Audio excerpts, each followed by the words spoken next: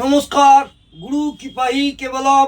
আমি বিগত মাসখানেক আগে আপনাদের 12টা কালসর্প যোগ নিয়ে আলোচনা করেছি এবং কয়েকদিন আগে আংশিক কালসর্প যোগ নিয়ে আলোচনা করেছি। একাদশ কালসর্প যোগ, 11টা কালসর্প যোগ আমি বলেছি। আজ আপনাদের দ্বাদশ কালসর্প যোগ অর্থাৎ 12 নম্বর কালসর্প আংশিক কালসর্প যোগ, শেষ নাগ কালসর্প যোগ নিয়ে আলোচনা করছি। যেসব জাতক জাতিকাদের জন্মপঞ্জিকা আছে নিজেরাই দেখে নেবেন আপনার কালসর্প যোগের মধ্যে আছেন কিনা। অর্থাৎ রাহু লগ্ন সাপেক্ষে রাহু যদি দ্বাদশে থাকে এবং কেতু গ্রহ যদি ষষ্ঠে থাকে, বোঝা গেল?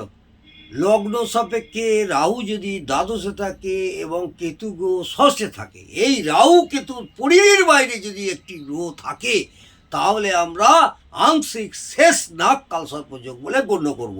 উদাহরণস্বরূপ, যদি বিষ লগ্ন হয়, বিষ লগ্নের দ্বাদশে অর্থাৎ মেষ রাশির ঘরে আপনার রাহু বসে থাকবে এবং ষষ্ঠে কেতু বসে থাকবে, ষষ্ঠ মানে তুলা রাশির ঘর, তাহলে আমরা এই দ্বাদশ এবং ষষ্ঠে রাহু কেতুর পরিধির বাইরে একটি গ্রহ থাকলে তখন আমরা সেটাকে আংশিক শেষ নাগ কালসর্প বলে গণ্য করব। এই কালসর্প যোগের সৃষ্টি হয়েছে এইভাবেই। এই দুষ্ট প্রভাব থেকে জাতক জাতিকাদের কি হয়?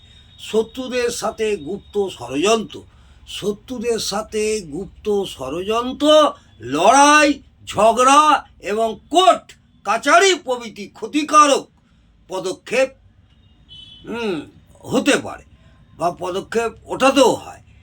আর্থিক খরচ বৃদ্ধি পাবে এবং আয় কম হওয়ার কারণে জাতক জাতিকারা প্রায় মানসিক অবসাদগ্রস্ত হয়ে পড়েন। গুপ্ত শত্রু থাকবে, ষড়যন্ত্র করবে এবং লড়াই ঝগড়া ঝামেলা কোর্ট কাচারি লেগেই থাকবে।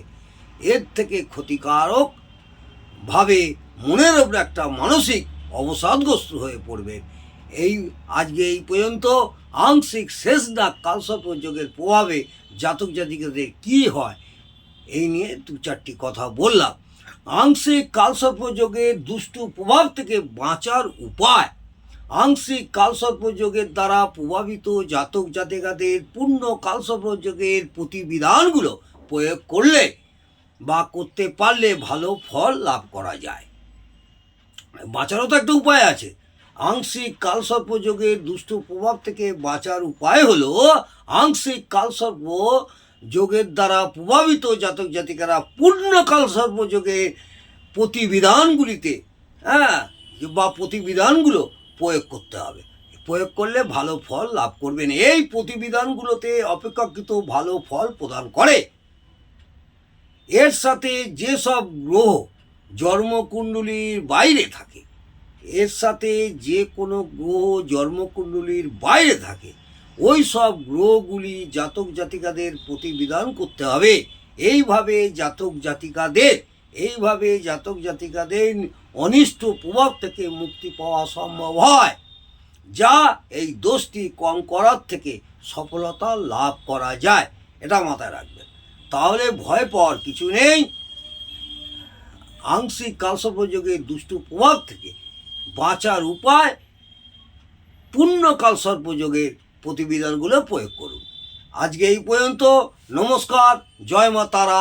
ভালো থাকুন, সুস্থ থাকুন, আনন্দে থাকুন। যদি আমার এই ভিডিওটি ভালো লাগে অবশ্যই সাবস্ক্রাইব, লাইক এবং কমেন্ট করতে ভুলবেন না। জয় মা তারা।